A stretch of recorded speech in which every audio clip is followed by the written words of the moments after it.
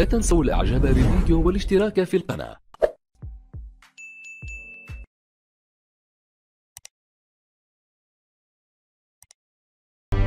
In the beginning, there was sand. And in the sand, Conan Exiles left footprints of epic proportions, though the road through development was long, with huge tracts of land. Now, the exiled lands have more than doubled their original size, and is no longer a mere sandbox. The Frozen North update added snowy peaks and fertile highlands, and at launch, the humid swamp and smouldering volcano are introduced.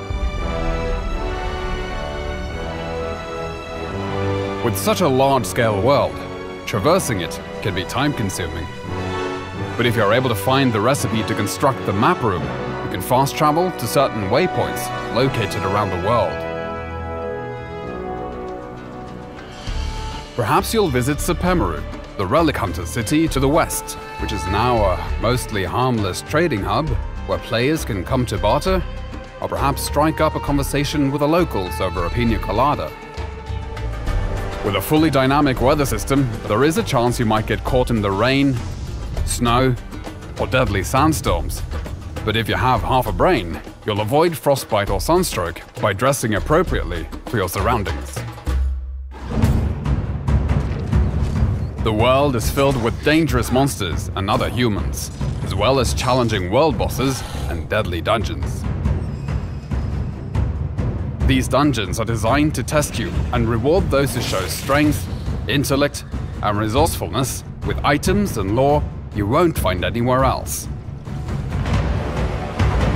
Combat in Conan Exiles has gone from simple strikes to a grand set of combos with light and heavy attacks and unique moves for each weapon type. And with improvements to artificial intelligence, mastering your moveset and stamina is critical. These improvements also apply to the thralls you capture, making them highly effective guards for your base.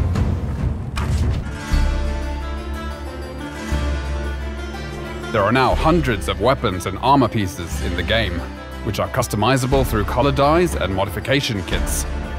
And there are hundreds of building blocks in different tiers and styles for you to enjoy, including crafting and cooking stations, grow beds, and decorative items for the castle of your dreams and your enemy's nightmares.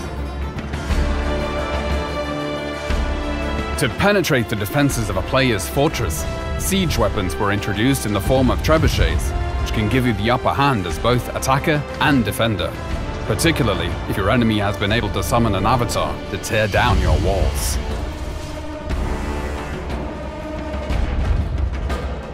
With the ability for players to climb any structure or cliff face in the game, necessary defenses like siege cauldrons and crenellated walls were added.